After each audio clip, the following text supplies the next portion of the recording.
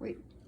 Hi, my name is Alexa Nichols, and for this semester's project, I chose a senator named Amy Klotzber, and she is a high leader in this organization, and she uses manipulation, and she just has a demeaning type of power in her organization, and she has the highest turnover rate as a Senate, and I have analyzed and made recommendations of what she should do as a senator in order to increase her leadership in her organization.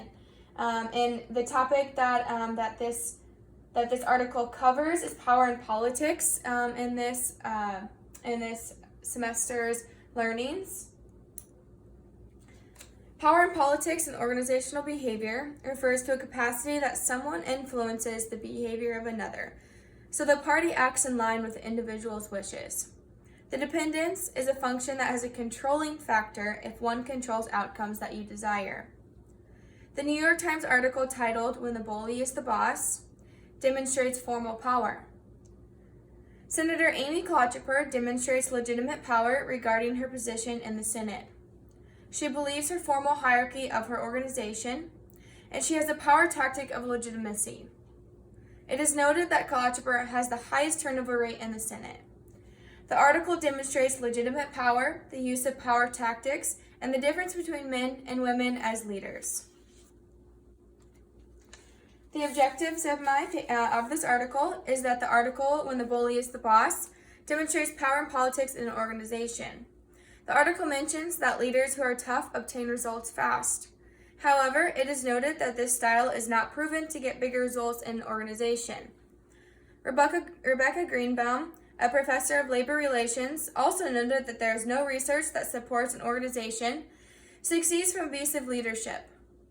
It is proven that there are little results for an organization when the leader uses corruptive uses of power. It leads to a superior placing of their own interests before employees. In turn, this makes an employee feel their thoughts and ideas are not valid, and they may not perform to their best of their ability. As a result, high turnover may occur. This is evident when Klotzber, as she has the highest turnover of employees as a Senate. This article does well in articulating the points that Klotzber demonstrates and provides counterpoints. This paper as a whole demonstrates great ideas as what not to do as a leader, and therefore I am able to provide some recommendations. However, an analysis of this paper provides that Amy Klotzber has proven that women are just as likely to have a tough demeanor when leading an organization.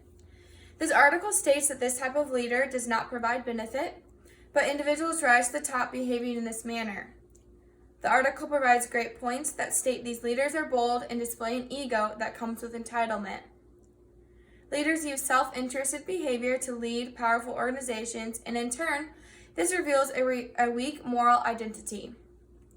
A study in 2013 was conducted by Dr. Oberbeck and Vitalia Drotman that assigned 50 students to groups to determine one's own traits. It was shown that individuals that acted as a manager were aware of their own thoughts and feelings, but they often believed one another felt the same as they did. However, this is not the case. This is the biggest issue amongst leaders and managers. It is important to understand that a leader and an employee do not think the same, and a leader needs to consider one's thoughts. This article stated very well that leaders believe they do not need to be transparent in their decisions for an organization.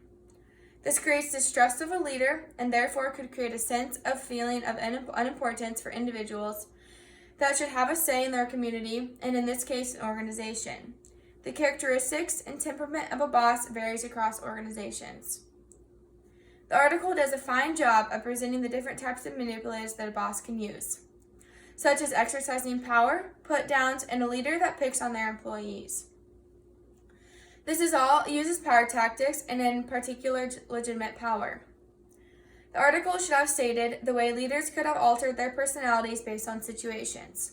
For example, one could begin with softer tactics to increase support from employees. Some of these include personal and inspirational appeals. This means developing a base of friendship and asking for a favor derived from this foundation. It is important to consider the use of power and how our leader depicts this.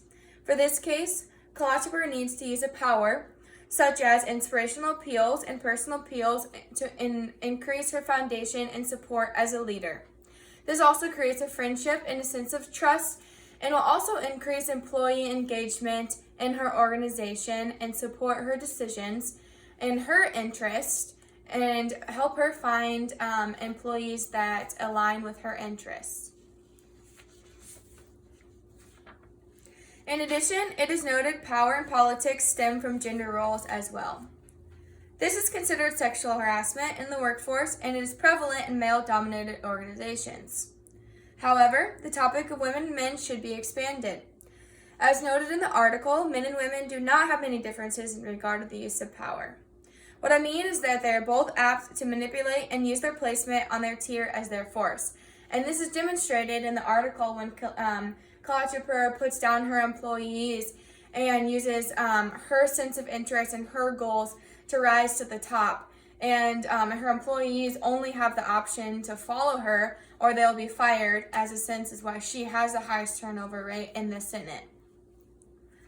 It is important to note women are still underrepresented as leaders, but in this day and age, they're rising to the top and becoming equal, and the stigma of men and women are decreasing.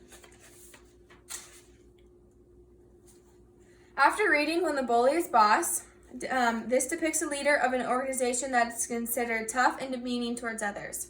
Amy Kalachapur goes against the norm of creating the stigma, just as I mentioned, that men are only hostile towards their employees. I learned that many people who fail to control themselves allow their superior to control them, and one that is aware of their thoughts and beliefs do not allow others to control themselves as easily. They establish boundaries per se. The article states great points that are needed to be taken into consideration.